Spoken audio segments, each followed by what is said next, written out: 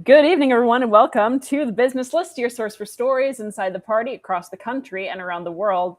We are LP Alliance Intercox Coalition, rebuilding the Libertarian Party and revolutionizing the liberty movement. My name is Amanda Griffiths. I'm not joined by my face because that's too much bandwidth for my computer tonight. I'm in the middle of a storm, and so you're just going to get my No Regions, No Masters icon, and it's going to be iconic.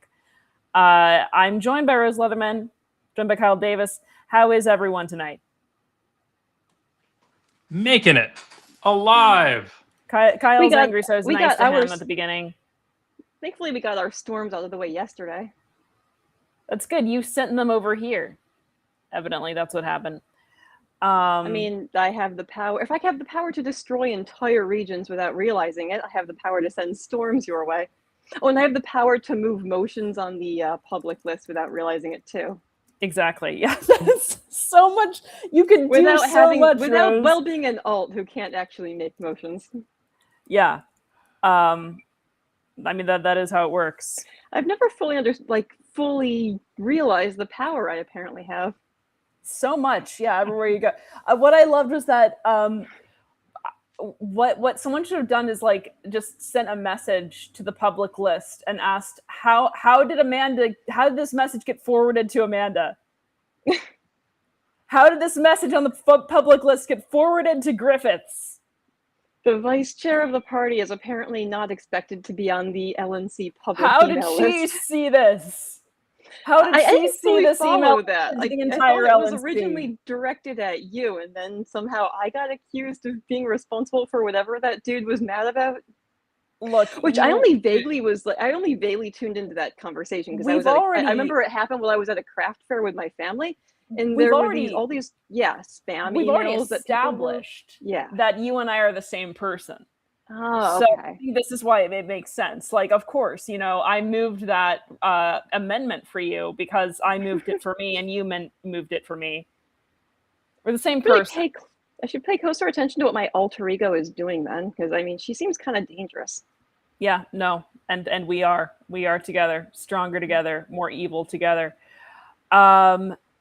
Everyone's got, I think we can start with the cool news. So this is a recap of what we talked about just earlier this week. But Addison Patrick has had her case dismissed with prejudice. I thought the GOP liked prejudice, but apparently they're angry because they tried to kick her off the ballot, citing a new law that they put into effect, stating that candidates for parties needed to have been members of that party in that state for at least 1 year prior to the election to which they're running. Now, the wording of that statute, the judge determined made it so that it did not apply to this particular election. But more than that, it opens up a question of free association and who can tell what parties to run what candidates. The GOP, the DNC, they have no business telling minor parties that they can't run candidates unless they meet XYZ criteria. It's nonsense. It's hot nonsense. And we aren't having it. And the judge was not having it either. Conflicts. They've effectively got a layered seasoning requirement where you only have to have lived in the state for 6 months, but you must have been part. Oh, come on. That was great. That was so funny. You don't season anything. I know, but I did a Homer Simpson layered seasoning thing. It was a fantastic moment. We were all here for it. Kyle, continue. So you have to have lived in the state for 6 months, but must have been a member of the state party for a year, which is extra stupid. And the judge agreed. So Addison's still on the freaking ballot. She's pushing hard, and Jacksonville would be so freaking lucky to have Addison as a city council member.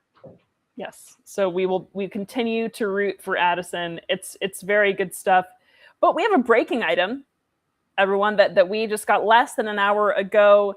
The erstwhile ersatz ergonomically designed Libertarian Party of Ermine. Because they're a bunch of rats.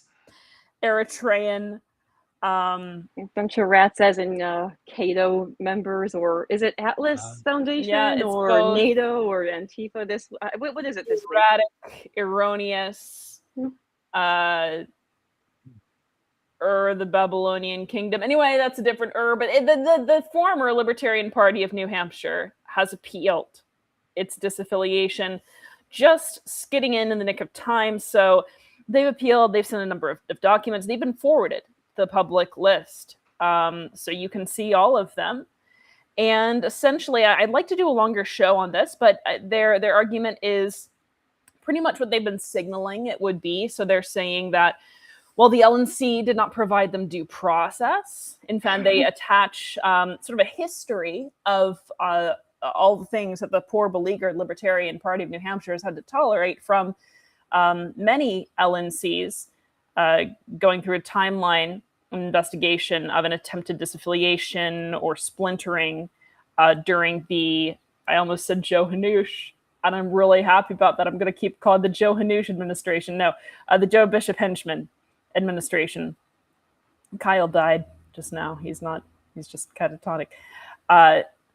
So they're saying that this has been going on a long while. Now, it's interesting because they are using this purported action of a prior LNC against them as evidence that we are just continuing this, this witch hunt, while also claiming that the LNC cannot disaffiliate the Libertarian Party of New Hampshire for something that a previous Libertarian Party of New Hampshire did. So you can pick one, but you can't have both.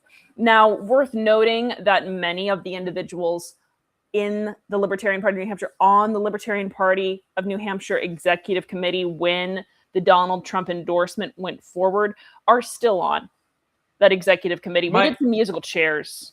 And I don't mean have to you read read their claim on this? It's been the same core group of people for a long time. Yes. Their argument is that only one officer is the same, and that while Kaufman was on there, it was only his temporary secretary, and he wasn't allowed to vote, and he was definitely against it. And that's why after the disaffiliation, they passed that motion to say they were against it, because they didn't trust Trump. Yeah, they passed the motion after the disaffiliation, saying that they were sorry for the thing that they did years ago. And they also included, I love this, because they did this before with another agreement, in quotes, between themselves and the LNC regarding messaging. They did something similar. But they say in this resolution that they passed, henceforth, and I am not quoting verbatim, although I could, no action of the Libertarian Party of New Hampshire shall be taken to constitute an endorsement of a candidate for another party in a partisan election. That's placing an obligation on the interpreter of the Libertarian Party of New Hampshire's actions. You don't do that in a resolution. You can't say, henceforth, this is what you are going to do. I passed a resolution that says that henceforth, Kyle is going to remember that the business list tagline is inside the party, across the country, and around the world. I can't do that. I clearly can't do that. I tried. So they passed this resolution. They also raised the issue of double standards with regard to LP Colorado, because LP Colorado tried to knock Chase Oliver off the ballot and put RFK Jr. on the ballot instead. The issue with that, of course, is that LP Colorado cured that problem. They did not end up kicking Chase Oliver off of the ballot. So these are the arguments they're bringing forward. You can read through all of the exhibits in depth, but that's where we are. And now the JC gets to hear that appeal. So I've heard the Colorado argument a million times at this point. Like, oh, well, are you going to disaffiliate? It's not a very good Colorado one. Too? It's not. Like, okay, yes, they did try to kick the duly elected presidential nominee off the ballot and run someone who was not a libertarian. They were prevented by doing so, thanks to Karen Ann Harlow's getting the actual nominee on the ballot. So what exactly what's the argument here? We were supposed to disaffiliate them for an attempted, no bylaws violation actually occurred, so therefore there are no grounds for disaffiliation. They were I've prevented made the argument from doing that there's a reasonable shot at disaffiliating Colorado. I made it on here. I made it right before the convention. That even though the Libertarian Party of Colorado did fix their things, we have only one way to respond to people breaking the bylaws and our bylaws, because our bylaws are broken. And so if they disaffiliated Colorado, that'd be fine, especially because all you have to do is say, now that you're disaffiliated, we want to reaffiliate you with the stipulation that the people who did this, because we know exactly who did it, can no longer be part of this party. And so the National Party can do that. Colorado would be stronger, and that's fine. If New Hampshire wanted to go through that same process, I would have more of an issue just because of how many people on the New Hampshire board are giant problems. But like, there's a way forward there. And instead of being like, well, you got to do it to Colorado too. Okay, fucking do it to Colorado, and then fix the actual problems there too. The idea that because someone else broke the law, you get to break the law is fucking ridiculous. Unless it's speeding. And then Well, everyone should break the law. you shouldn't speed because somebody else speeds. You should just speed because speeding is right and just and good. Yes. So we have that. Sorry, go on. Oh, I was gonna say I'm disappointed that we don't have the argument that that the JC we have is illegitimate because some people were overheard discussing strategy when it and why not to vote yes on a top they 5 are vote arguing. getters. They are in technique. fact arguing that the JC is illegitimate, but not because of that. Right. I was Perhaps disappointed to not we'll see get that to it. argument, but we did get some nice this JC is illegitimate arguments. So Yeah. anyway, go ahead. No, I was Which, looking for if the they actual are, appeal. then there's no appeal. I think they would try to argue that if there's no JC to hear their appeal, then their affiliate rights have been violated and they can't be disaffiliated. We've already seen what happens there. That happened in 2018. Bye. In the 2018 term, I guess I should say. So the ruling that sorry, go on, Kyle. So it's just silliness. Just silliness. The ruling that the Libertarian Party of New Hampshire is requesting in their appeal is that the Judicial Committee, allegedly non-existent Judicial Committee, reverse the National Committee's purported revocation or suspension and an order reinstatement of LPNH as the recognized state-level affiliate, together with all relief incidental to making reinstatement effective, or, in the alternative, order the formation of a Dixon-style investigatory committee pursuant to the LNC's June 2021 motion on the Jarvis matter and the Dixon Committee model, and in either case, preserve the status quo pending decision so that relief sought is not made moot during the pendency of this appeal. A relief sought would not be made moot during the pendency of the appeal, even if the status quo were not preserved. But anyhow, that's what they're asking for. And I would like for us to go through this in detail at some point. It's interesting. I like reading these things. We can do funny voices, but this now goes to the JC. Jonathan McGee gets to argue it. He likes arguing things for the JC, I think.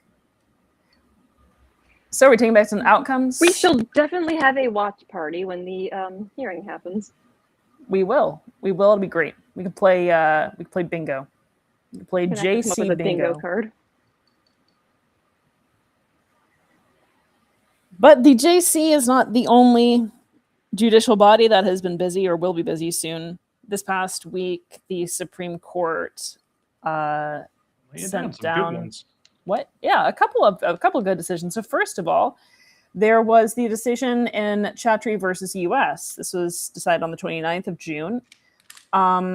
Restricting geofencing. Geofencing allows law enforcement to, when a crime has been committed, essentially tap into databases to see who was near the scene of that crime, and then essentially get data. This is feeling from, like CNN. Yeah, it is. Get data from the phones of the individuals who were within that geographical fence.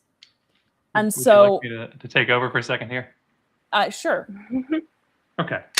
So it's about geofencing warrants, and that they were able to say, anyone in this area, we want to know what cell phones were in this area at a specific time. Geofencing is just, anytime you're looking at a particular area on a map, you're fencing a geography. And so if a crime happened, for instance, during a concert, they were able to go to Verizon and AT&T and T-Mobile and say, we would like all the records of every phone that was in this area at this time. That's been ruled effectively to be an open warrant, and that's illegal as fuck. That breaks the Fourth Amendment very blatantly. The Supreme Court agreed, and so they can no longer do that. They have to go after particular people. Actually, they kicked it down to a lower court. So they said that a lower court needed to determine whether the search was reasonable under the Fourth Amendment. That particular one, yes, but there's a wider reach that those are Fourth Amendment searches, right? That and so they must be treated as such. They can't just be treated as anybody can go grab this data. We also had Watson versus Republican National Committee. Republican National Committee is trying so hard to restrict the rights of voters and candidates lately, and we should just take a moment to acknowledge their efforts. Watson versus Republican National Committee just decided June 29th as well. So this upheld a law in Mississippi allowing election officials to count mail-in ballots postmarked by Election Day, but received up to 5 days after it. You remember this is one of the big election fraud claims, is that people are counting ballots that were received after Election Day, even if they were postmarked before Election Day. And this decision says, well, yes, essentially they can do that. Then we had a bit of a setback, although government agencies aren't really independent anyhow, but a setback for the fiction of government agency independence with Trump versus Slaughter and Trump v. Cook, where the Supreme Court said that presidents can essentially remove members of independent agencies at will. Again, except for the Fed. Yeah, well, it sounds bad and it is bad, but also there's no independent government agency. Stop pretending. Then we had Little v. Heckox and West Virginia v. BPJ, and this was about transgender athlete bans. Decided on June 30th, the Supreme Court ruled that states could ban transgender girls from participating in sports at publicly funded schools. Okay, I feel like there's going to be more of a discussion on this one. So that was those bans were, or rather the ability to issue those bans was upheld. Good people of business list, what say you? I think this is definitely a situation where the state should not be involved. Like, this is a very case-by-case basis situation where independent sports organizations should be able to make their own rules. This particular one is about state-funded schools, which also gets into the question of states funding schools, or right. States funding school athletics in particular. Right. I mean, I'm not a fan of school athletics to begin with. I always found them to be an annoying money-making scheme where huge amounts of the money that we have to pay in school taxes just go to their sports teams, because it's an excuse for parents to get around and drink beer and watch kids play sports. But that's just my own personal hang-up. This is allowing governments to decide morality in something that there is a lot of question in. And in my opinion, there's a very obvious answer to, which lots of folks disagree with me on, in that, trans people exist. When you do brain scans, you can see the average for trans folks. When you look at the structures in the brain, you do these scans, you end up with the average male and the average female is the separation. And trans women are in the middle, closer to women, and trans men are in the middle, closer to men. So there's something different there. We don't understand the full thing, and I'm not trying to pretend that being trans is some physiological thing that we should find with brain scans. But there's something there, and we're allowing the government to say, it doesn't matter if something's different about you, it must be separated. And what they are effectively saying at that point is that the two groups are people we think are woman enough and everyone else. And there's this concept of like, well, there should be a trans league. Sure, if you want to talk about fairness in sports, yes, there should be an infinite number of leagues because every person is unique. That's stupid. Sports are about a competition. Sports are about exercise. Sports are about the people who are watching. Like Rose pointed Sports out, are very important to competition. At the end of the day, the thing that sports are most for is for parents watching. And if you've ever had someone who's like on your high school football team who goes on to be an NFL player, they already beat the shit out of everybody else. No one actually cares about the fairness in sports. They want to pretend that there's a difference there. If we look at the top tier female athletes, they're mutants. If we look at the top tier male athletes, they're mutants. That's okay. We don't have a problem with that as long as it's natural. But then we're going to sit and let the government decide what's natural for people's actual minds. I think that's nonsense. I think that the idea that the government gets to have a say in that in the first place is nonsense. I think that, as is the libertarian response here, just like was mentioned before, that schools shouldn't be making those decisions in the first place. The leagues should be external to the school. If you want the school to be able to have buses to bring them over, fine, whatever. I think public schooling is stupid in the first place, but if that's the way you go, fine. But it shouldn't be based on the school. It shouldn't be based on the state's rules. It shouldn't be based on any of that. They should be sports leagues that you're choosing to put your kid in. And so I personally think that the SCOTUS missed this one because I don't think it's a states' rights issue. I think it's a Ninth Amendment issue. Obviously, I'm not SCOTUS, so what are you going to do? It did seem to be argued under Ninth Amendment grounds, or not Ninth Amendment, Title IX grounds at least. Right. I mean, that's the whole thing. It's women must be protected. It's this classic benevolent sexism problem. Well, Title IX isn't just about women. What? Title IX isn't just about. Realized. Okay.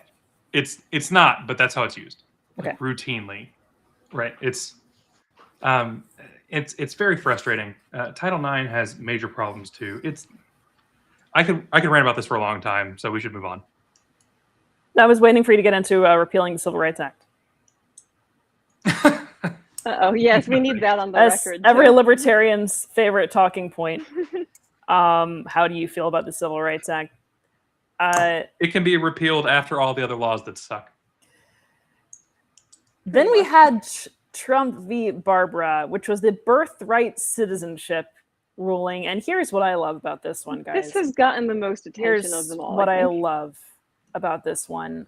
I'm not the first person to say this, but what it essentially means is that everyone who woke up as an American citizen that day went to bed an American citizen that day. Or that night. I don't know when they went to bed. But they went to bed an American citizen.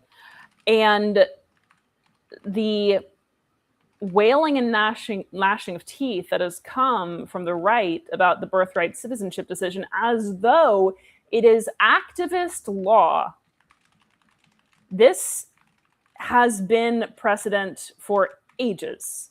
I don't even necessarily like precedent, but this has been precedent for ages.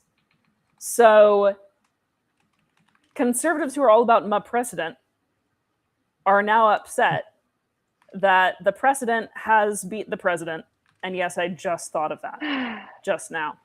I could have sworn you were waiting to use that one. I just find it entertaining how many conservatives are, okay, even if you take the statist approach to borders and you believe in border restrictions, you'd think conservatives would understand why allowing the president to override the Constitution via executive order is not a precedent that you want set. It's also entertaining to see conservatives railing against the Constitution and the process used to change the Constitution, but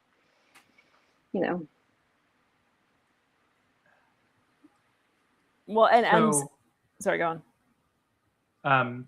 I argued with a relatively prominent libertarian this past week about what conservatism means, because his claim is that libertarians are conservative, and I pointed out that what conservatism is at the end of the day is an attempt to maintain the status quo. And I mentioned this to Amanda, and she had much better thoughts about it than I did. Yeah, So I'm hoping we she are will the mention them here. opposite. I said We're the I- opposite it, of conservative. yes, it does have to do with the status quo, but that's not the principle. That derives from a principle of the natural order of things being good. So there's two premises there, that there is a natural order of things, and then so you have that principle of hierarchy baked in, and that the natural order is generally speaking good. Now, of course, this is kind of non-falsifiable. It's similar, honestly, to a lot of criticisms of Marxism, which is also unfalsifiable. Like, all history is the history of class struggle. Okay, bro. If I were a sailor, I would say all history was the history of maritime struggle. I don't know what your point is, but what I'm saying is that is the premise behind conservatism. So I don't know exactly where you were going with this point, Kyle, on this case specifically. So the thing is, the time they're looking at, the time that they want to go back to the natural order of things, is this like very short period in American history where we had actually closed borders. If you look at our history, we've had closed borders for less than 50 years out of our entire 250-year history.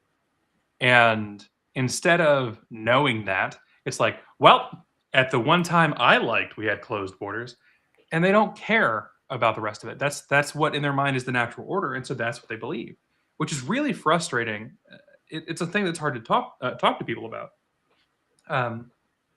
And there are conservatarians who are hardcore anarchists, and when you talk to them, they're like, well, yeah, I want to get there, but there's the welfare state. We've got to deal with this first. And it's like, you can't have a limit on the freedoms that you're fighting for at any given time. All freedoms always is the way. And it's like, well, the country will be bankrupt. Okay, we're looking for having no countries. Why are we worried about that part? So, yeah, that's where I am. That's where you are. Yeah, it is funny seeing the screaming, seeing how well our children are not going to live in America that looks like them. I don't. So what? I mean, genuinely. So what? First of all, I don't even know what an America that looks like me means. Right now, it looks like an America that has a bunch of no regions, no masters t-shirts, evidently based on my avatar, and I'm a fan of that. But I fundamentally don't understand. Amanda, America looks like you. Every time you walk outside, you see a tree, there are sticks everywhere. What the virtue is of having a homogenous, like a physiologically homogenous culture. Someone's going to have to sell to me why that's a good in itself. And like, I've heard the arguments about how, well, it's easier for people to get along. I don't see getting along as an inherent good. Similarly, as someone who grew up, in my teenage years, I became a Southern Baptist. I've been to a Southern Baptist church where everybody is white bread as fuck. Everyone has almost identical thoughts on like religion and things. It's very culty. And everyone fights all the fucking time. Why is this concept that, everyone's got the same values and the same thoughts and everything else, they'll all be in the same place? That doesn't work that way. All that happens is little bitty minor things where Mrs. Johansson's yard had grass that was a half an inch too long becomes the thing you argue about. You just start arguing about nothing instead. And somehow arguing about nothing is better than arguing about whether someone, how we push the entire world freer, which is nonsense to me. I hate it. I hate it. I'm just whiny tonight. I apologize. Kyle's very whiny tonight. Rose is back. Rose is back. Yay, Rose. So yes, we had that. We also had this little tidbit of Joy Tucker Carlson. You might remember has left the GOP, and the GOP loves that for him. Well, he's revealed that he is apparently building a new political party to rival Republicans. Look, I'm going to say this right now. I'm going to go on there. I hope it happens, because here's why. Because then all of the LARPers, all of the LP LARPers who just want a farm team for the cons can go to that party. I'll be very, very happy together. Thing is, they've already got the Constitution Party and the Conservative Party, where it has been suggested that that might be a way better ideological fit for them, and they have not left to take over that one. That party already, the Conservative Party already exists to serve as a farm team for the Republican candidate, essentially.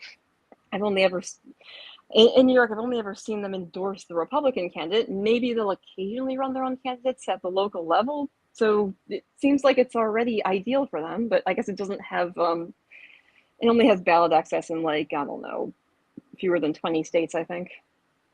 So please don't have Tucker Carlson come here. Please don't have him bring his freakish, maniacal, demon attack me in the middle of the night with my dogs in my bed laugh to the Libertarian Party. I don't want it. I'm interested in his dogs, though. His dogs, I feel like, tried to do everyone a public service, and maybe they could be members of the Libertarian Party. But I'm just talking about dogs being cute. Yes. But yeah, so he announced that, and this happens, like Elon Musk announced this, and you have folks announce that they're going to try and start a political party and realize how expensive it is and then dip out. I hope Tucker doesn't. I hope Tucker sees this through. I hope Tucker builds a political party. I hope Nick Fuentes becomes part of it. I hope all of the MAGA exiles become part of it.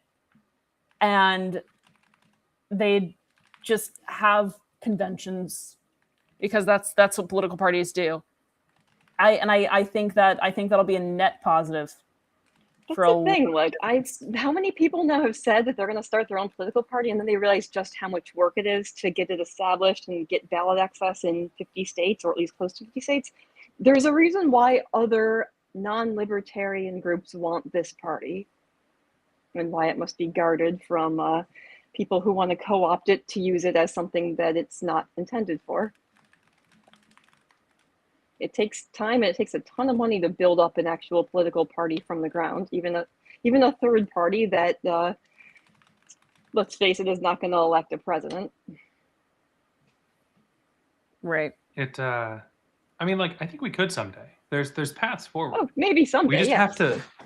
We have to not be destroy the institutions. Blown up every 10 years. We have to destroy the institutions. We must become the institution. Wait. Yes. But first you have to destroy them. You can't entirely destroy them from the inside either. You need to be on the inside in part, but you can't entirely destroy them from the inside, because you need some people who aren't too embedded with the institution's interests. Yeah. To do the destruction. It's something that's so frustrating about the concept of, like, we're going to be outside the Republican Party and steer it. No, you're not. Mm-hmm. I mean, how many people do we even have? It is hubris of the highest degree. This political illiteracy that comes, by the way, from abjuring politics, to say we're going to get a bunch of folks, and persuade Republicans, the entire GOP, or even just a state party, to pass libertarian policy. Right. We have no mechanism of enforcing that. Like, it just shows that you don't actually know how the political game is played. And then what? You do that with one candidate. Best case, you get it for one vote. Mm-hmm. And then you've lost all your leverage because you've sold out your party. You've gotten far fewer votes. You've likely lost ballot access if you had it. So that trick won't work again until you spend another 5 or so years building back up your influence so that you can try to wield it again. Again, like, if the political party was, for example, regularly pulling 3% at the national level during presidential elections, like, we would have actual leverage, and major parties might feel the need to try to win over our voters by making some concessions. It wouldn't be because we made deals with them, though. It would be like, well, those libertarian voters, maybe I can get some of them to vote for me instead. Otherwise, they're going to get their 3%. Like, that's how it works. You have to have leverage. You're not going to get that by completely selling out your party, trying to get your base to vote for another party. And yeah, again, like, it does not work because you have no way of ensuring that they actually follow through on whatever promises they made. And now you've just lost the leverage that you do have. Speaking of one party that did not do this recently, the Iowa Libertarian Party, or the IALP. Coincidence? I think so. The IALP, as in the Iowa Libertarian Party, has been seeking, or is going to seek, judicial review of Marco Battaglia's ballot removal. So court filing is asking the judge to overturn the state objections panel's 2-1 decision and restore Battaglia to the ballot before September 19th, which is the deadline for finalizing military and overseas ballots. So they're not going down without a fight. Again, the basis of that removal was a non-existent law. Never happened. We made it up. It's fiction. Saying that candidates need to have their need to run under their birth names. Again, this law doesn't exist. And if it did, it would be very, I suspect if it did, it would be very selectively enforced. So again, Chuck Grassley. Chuck Grassley, people with their maiden names. I guess that would, if they haven't changed their name, right? Or if they have. This doesn't exist. And for 4 times now, Mark Battaglia's run as Mark Battaglia. Never been an issue. It's only an issue when everything becomes a bellwether in Iowa, and then Republicans have to fight. And RFK makes calls saying, maybe you can have some influence at another level of at what? At some faceless backrooms bureaucracy? Can you imagine, like, the best person you have to be on the phone? There's no video call. There's no meet face to face. It's purely voice. Is RFK Jr. No, but see, here's I genuinely think that they thought RFK was gonna get to the Libertarians, right? Because the Libertarians had the Kennedy Victory Fund. Yeah, worked before. I don't remember if it was Marco or Rick, but one of them had been, to some degree, an RFK fan, like in 2024, before everything with the JFC went down and everything else. And so I think they legitimately thought, like, we're going to send Mr. Smoker's Cough in. Let's never do that again. And everything's going to be perfectly fine. All right. And, now Kyle has to do RFK impressions every episode. It's much further in the back of your throat. Hey, Rob Yates likes it. The South by Southwestiest voice. I like it, Rob. Rob, whose voice was hotter, RFK Jr.'s or Young Trotsky's?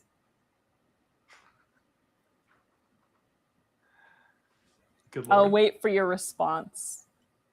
It's going to take him 30 seconds to see it. Well, there we go. X has a huge delay. X does have a huge delay. Does Elon want to fix that? Nope. Does Rob want to come up here? Rob, you can come up here. I'll send it to him. Okay. Yeah, we're short a person. RFK or LDT? The younger. So I guess technically maybe even LDB? Back in the Bronstein days, you were mowing the lawn. Well, that's your problem, Rob, not mine. No, I was asking you. Yeah, thank you. Thank you, Angie. Trotsky does have this. I wouldn't know. But I would imagine it's not Trotsky difficult. Because I would assume that it would be better, even though I have no way of hearing Trotsky talk on account of the fact that he's been dead for a long time. I assume when Trotsky spoke, you could hear more than every third syllable. And therefore, he would have a sexier voice. Unless you didn't want to hear what he was saying. In which case... reading a raccoon penis, I would have even less of a voice. The fuck? Time is very important to history. You're welcome, everyone. No, I think you're completely right, Angie. I think young Trotsky for the win here with the sexier voice. No, see, Rob was just saying that his voice sounds like a landslide. No, yeah, he's saying RFK in a landslide. No, RFK's voice sounds like a landslide. Young Stalin. Okay, well, okay. You know what? I will give you. Young Stalin had the better voice. He was an opera singer, so I'm sure he objectively had a better voice. But he still does not look like he made people believe he did in the hot Stalin photo. Hot Stalin. Again, I get really annoyed when I see people using the hot Stalin photo. It is not historically accurate. That is not really him. That is a heavily edited photo of young Stalin. But what I love is that it's so true to Stalin to have an edited photo of young Stalin looking like a Givenchy model. He looks so hip. He looks like he's wearing a keffiyeh in that photo. Yeah. It's just off to expropriate a bank with Micah Fie. Looking hot. It's a fake pic. It never happened. Just like the law in Iowa. Mm-hmm. It's nice seeing libertarians win their court cases in other states. Maybe one day New York will win some court cases and we'll get ourselves back on the ballot for actual ballot access. It would be nice. Maybe Very one nice. day, but not today. I think we're going to make a push for it this time, as long as LP New York is willing to do some serious work. LP New York has been doing some serious work. LP New York's been killing it. We're trying. What's this I'm seeing, by the way? Justice Alito retires, but he doesn't retire. You posted this, Kyle, from SCOTUS Wire. According to Wayback Machine. I have no idea. NPR reported that Justice Alito will be retiring, or has retired this coming Friday on Tuesday. I mean, that happens, I guess, when I know when that happens, is when you get a scoop on something and you're not sure whether it's actually going to happen, and so you write the article for it. Right. And so but did it actually go live? Yeah. It went to their website. People saw it and they pulled it within minutes, but people had already scraped it, and so the article has been passed around. And so we will find out tomorrow if this is real. So Alito may be retiring tomorrow. We'll find out Tuesday. Or he got angry during an argument, said he was retiring, then later cooled off. And, I mean, you know how it is when you momentarily rage quit something and then realize, I was acting like an asshole. I'm not really going to step down. Neither Kyle nor I know anything about that, Rose. Nope. Oh, no, and I would never, ever assume that you did. No. So sorry, Kyle, go on. I'm thinking that they're playing the game of like, Alito and Thomas especially are very pro-Trump. So I would expect both of them to consider stepping down during the administration so that they could guarantee as young of a justice as possible who's going to continue their bullshit for the next 40 years. That's my expectation here. So I wouldn't be surprised to see Alito step down, but I didn't think he was quite old enough yet that I expected him to step down. Because what was the left-leaning judge that passed away? People were mad at because Ginsburg, because it's Ginsburg. Mm-hmm. Ruth Bader. I was trying to think of her first name first, and Ruth was not coming up as a name that exists. So I think the Republicans have learned from that. They're going to play that same game, but in reverse. They're going to make sure that they get a justice in. If they could get a justice that was 25 years old, that they were sure was going to continue exactly the way they wanted to for the next 50 years, I think they would do it. We'll see what happens. Happy July 3rd, one way or the other. Happy July 3rd, indeed. No, it's July 2nd right now, though. Well, yeah, but Friday is the 3rd when we'll find out. I just had to check the date to make sure that I hadn't. I don't know. I routinely forget what month it is or what year it even is. So I'm seeing this from you too, Kyle. 13 Democrats have signed a promise to America pledge, vowing to fight against Democratic Socialists. This is amazing. This was great. So 2 things came from this. Both things that came from this are amazing. The first one, moderate Democrats have come out to say that we don't support the DSA. They're extremists. Wait, okay. So I'm sorry. Can I just newsflash? All Democrats are moderates, and 99.999% of people in DSA are moderates. Yes. And they're far left because maybe the government will work someday. Right. Yeah. So they're far left as far as the spectrum goes. These are the Democrats that are mad that they're not running even harder to the center, who are trying to run to the middle. They're like, we're just like Republicans. And then the DSA had a fracture this week, which was incredible. There is now the Democratic Socialist Capitalist Caucus, whose entire thing is to be like, we're Democratic Socialists, but we really care about free market. I didn't know that was a thing. I thought that might have been a parody when I saw that. I saw that too, and I thought it was satire. It's real? I thought that was satire. I'm kind of upset about that because I can understand a Democratic Socialist Market Caucus, but you cannot have a Democratic Socialist Capitalist Caucus. I shouldn't be the one telling them that. Actually, I should be the one telling that. I'm the person who would tell them that. And so I'm telling them that you can't have a Democratic Socialist Capitalist. You can have a Democratic Socialist Market Caucus. You have to have a market caucus. Have like a commerce caucus, whatever word you want to use. Don't call it capitalist caucus. What the? I don't understand why that happened. I genuinely thought it was a parody. I thought it was a troll. But these moderate Democrats, though, basically their plan is we're just going to stand back and let the MAGA movement do whatever they want, and things are going to get so bad that we don't have to do anything. Voters will just come running back to us. Okay, we will let ICE terrorize communities and murder people in the streets. We will let because it's good for campaigning. Declare more wars of aggression. Yeah, it's good. It's good for campaigning so I can stay in power versus amplifying this issue is good for the movement to try and keep this issue from happening again.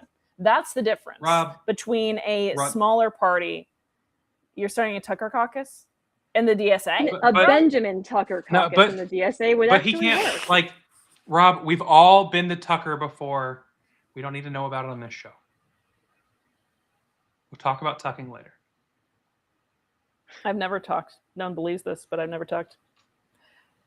What would you tuck? Well, exactly. That's the joke. That's why I said nobody believes that. Because there are jokes about me being trans. You said we've all been the Tucker before, but yeah,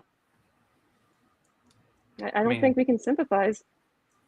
But this is exactly it. When you have an alternative party, when you have a smaller party that is trying to change something, then any party that pays lip service to the issue that the smaller party is trying to change is going to retaliate against it, because this is the difference between political versus social movements. So the major parties just want political power. So they want those issues to be ongoing so that they can capitalize on it for themselves. The smaller parties are social parties. Not socialist, social parties. They want the issues to be magnified in order to actually change the issues on the societal level. That's the difference. And so that's what we're seeing with a little splintering in the among the Democrats and within the DSA, I guess. Good luck to the Capitalist Caucus, I guess. Yeah. Right. I mean, we knew the Democratic Party was going to fracture for a long time. Like, the Republican Party fractured following the Bush administration when the Republican Party had lost most of its credibility. And then during the Obama years, the Republican Party fractured into the right-wing populists who formed the MAGA movement and the establishment neocons. Now, it's been interesting watching like those two sides basically rejoin. Well, their base didn't necessarily rejoin, but the politicians themselves have joined back up with the establishment neocons. It's fractured. The neocons are basically just licking the boot. It gets worse with every fracture, but they're fracturing again. But the Democrats, like, this has been a long time coming too. We knew the Democrats were going to fracture into the establishment shitlib Democrats and the left, like the center left to actual left leaning Democrats. It's a thing that always happens where a political party, at least for the policy style parties, right? It's going to become a big tent party, expand itself as hugely as possible, and then someone's going to eventually be mad enough to say, there's a big enough group of us that believe we're going to get this right, and go fold off into its own thing. And sometimes it's a caucus, and sometimes that's a Pat Buchanan or Lou Rockwell.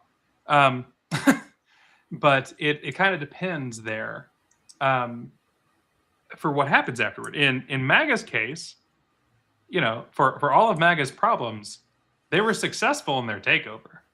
They built on the first Tea Party.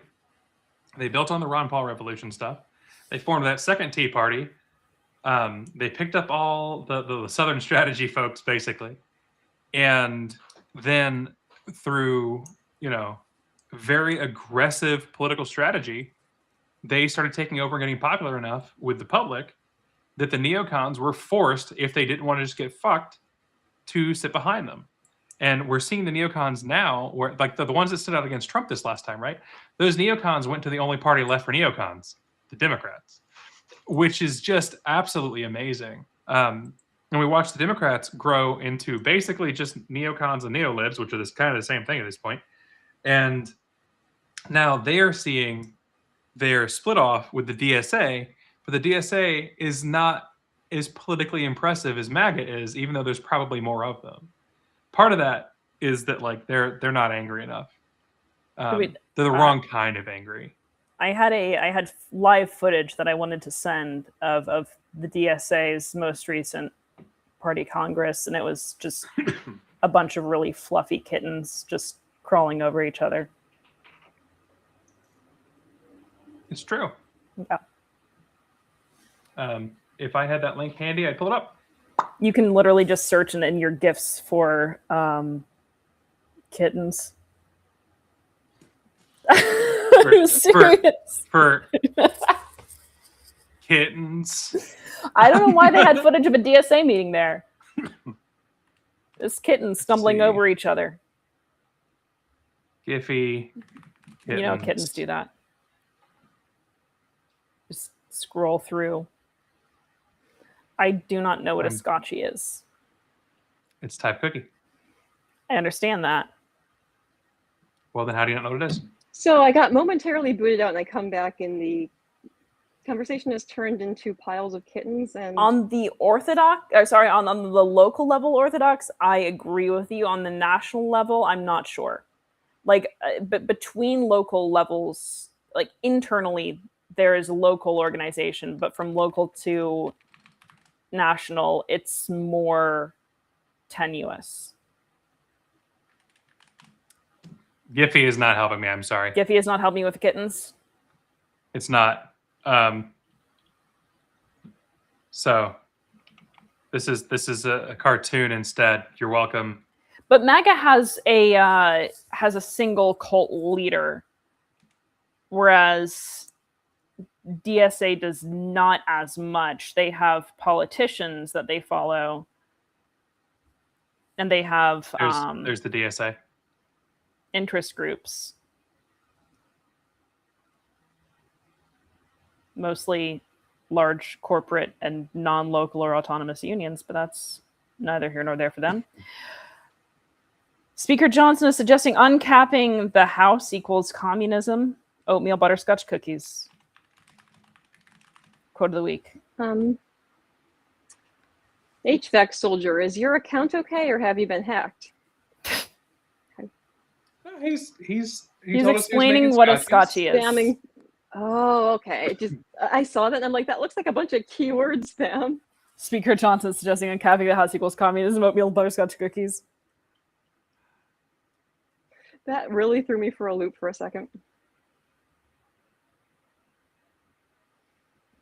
Oh. All right, everyone. So we are going to try to do a deeper dive on the LP New Hampshire, the disgraced former LP of New Hampshire appeal, probably sometime the affiliate of formerly known as LPNH. Sometime this weekend. Well, no, that's what I'm saying. Orthodox is like that's what makes them more organized at the local level. Nationally, MAGA is more organized under the cult leader, but there's no telling what that cult leader will be afterward. The theory is that the collective is their cult leader, but that does lead to internal fracturing because you still need someone to say how that collective is going to move, right? So this is the problem of movement dynamics sometimes. The collective is, in theory, their cult leader, but in reality, it's usually the local politicians or honest to God UAW.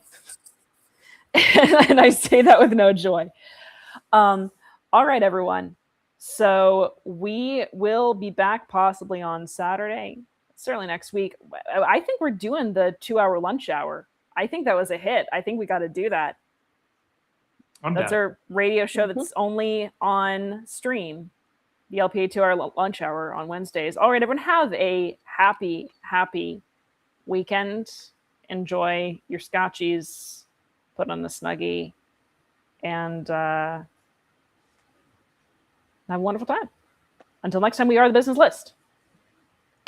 We're gonna say anarchy.